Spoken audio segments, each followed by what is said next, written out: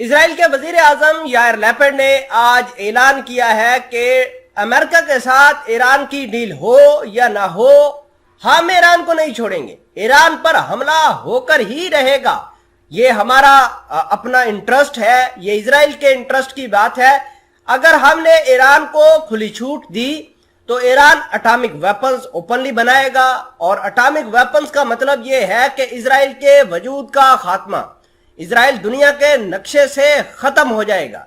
और यार लैपिड के अलावा बेनी गैट्स जो कि अमेरिका के दौरे पर भी जाकर आए हैं पिछले दिनों, उन्होंने भी कहा है कि हम ईरान को इम्यून नहीं करेंगे, यानी इनको किसी किस्म की कोई छूट नहीं मिलेगी।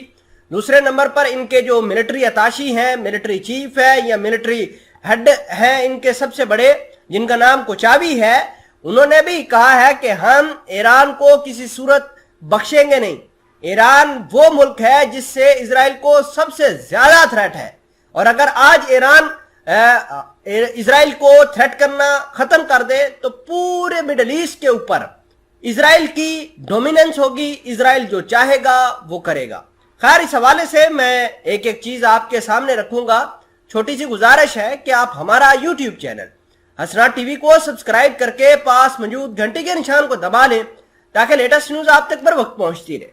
Mossad head, Israel will defend itself, deal और no deal, Israel Iran not immune. ये खबर है और इस खबर के अंदर ईरान को थ्रेट करने की कोशिश की गई।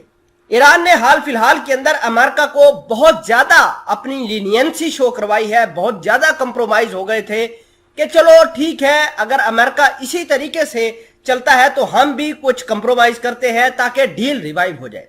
3-4 यूरोप के तो ऐसे मुल्क हैं जो बिल्कुल यही चाहते थे कि ईरान के साथ डील हो जाए, जिसमें फ्रांस सबसे ज्यादा था। इसके अलावा रशिया ऑलरेडी इनके साथ मिला हुआ है, चाइना भी अपना सारा का सारा वजन रशिया और दीगर ममालिक के साथ ईरान के पलड़े में डाल रहा है। लेकिन अमेरिका चूंकि इजरायली लॉबी की जद में है और डील नहीं हो पाई। अब मिड टर्म के इलेक्शंस हैं, ये नवंबर के महीने में, देखते हैं कि मिड टर्म के अंदर क्या होता है अमेरिका के अंदर। उसके बाद देखा जाएगा कि अमेरिका डील करता है या नहीं करता। अगर अमेरिका डील कर लेता है तो अमेरिका के लिए ये काफी कारगर साबित हो सकती है, क्योंकि अमेरिका ने आबनाए हरमत से ही गुजरना है, तेल या दीगर चीजें लेकर जानी है, उसने यहीं से ही निकल कर जाना है, और ईरान किसी सूरत इनको तेल ले जाने की इजाजत नहीं देगा।